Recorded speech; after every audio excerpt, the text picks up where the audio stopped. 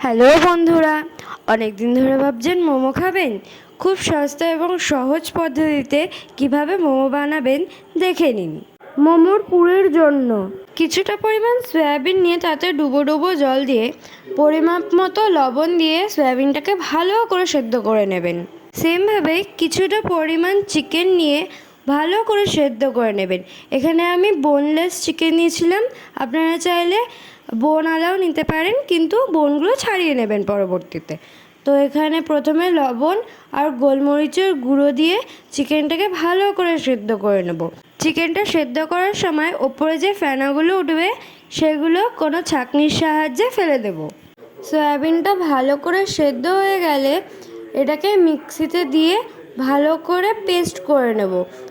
চিকেনগুলোকে আমি হাত দিয়েই ছাড়িয়েছিলাম, যেহেতু চিকেনগুলোকে যদি আমরা মিক্সিতে পেস্ট করি তাহলে চিকেনটা পরবর্তীতে দলা পাকিয়ে যেতে পারে।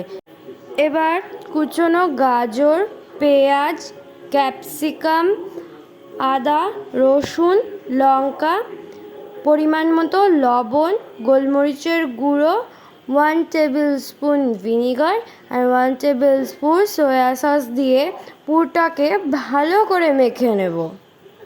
এরপর একটা পাত্রে 1 কাপ ময়দা, পরিমাণ মতো লবণ, চিনি আর সামান্য পরিমাণ তেল দিয়ে ভালো করে মেখে একটা ডো তৈরি করে রেখে দেবেন। মোমোর স্পেশাল স্পাইসি চাটনি করার জন্য টমেটো, রসুন আর শুকনো লঙ্কাকে একটু পুড়িয়ে নেব, তাহলে স্মোকি ভাব আসবে।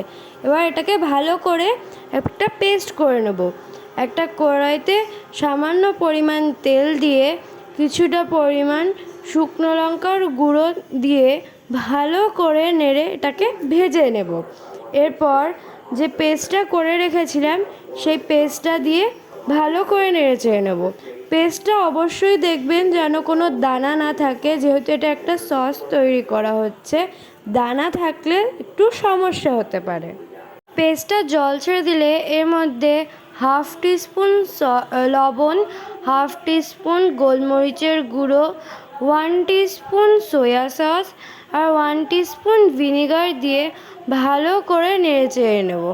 যখন সসটার থেকে পুরোপুরি জল শুকিয়ে আসে তখন 1 স্পুন চিনি দিয়ে ভালো করে নেড়ে চেড়ে নেব এবং ফাইনালি আমাদের সসটা রেডি হয়ে যাবে। ডো থেকে একটা লেচি কেটে নিয়ে বড় করে বেলে নেব আর গ্লাসের সাহায্যে ছোট ছোট করে গোল গোল করে এটাকে কেটে নেব। ময়দাগুলোর মধ্যে পুর ভরে বিভিন্ন শেপ দিয়ে মোমোগুলো তৈরি করে নেব। আপনারা চাইলে বিভিন্ন ধরনের শেপ দিতে পারেন। আমি এখানে 2 থেকে 3টে শেপ দিয়েছিলাম। আমার কাছে মোমো স্টিমার না থাকায় আমি একটা পাত্রে জল গরম করে ওর উপরে ঝাঁঝরি থালা বসিয়ে মোমোগুলো দিয়ে চাপা দিয়ে রেখেছিলাম। এক্ষেত্রে কিছুক্ষণ পরে আমার মোমোগুলো খুব সুন্দর করে সেদ্ধ হয়ে গেছিলো। ফাইনালি আমাদের হোমমেড মোমো রেডি হয়ে যাবে। চাটনির সাথে টেস্ট করে দেখবেন, খুবই ভালো লাগবে। আপনারাও বানালে আমাদেরকে কমেন্ট করে জানাবেন। আর দেখুন আমার ভাই খেয়ে বলছিল কতটা ভালো হয়েছে। আপনাদের ভিডিওটা পছন্দ হলে একটা লাইক, শেয়ার আর সাবস্ক্রাইব করবেন। টাটা।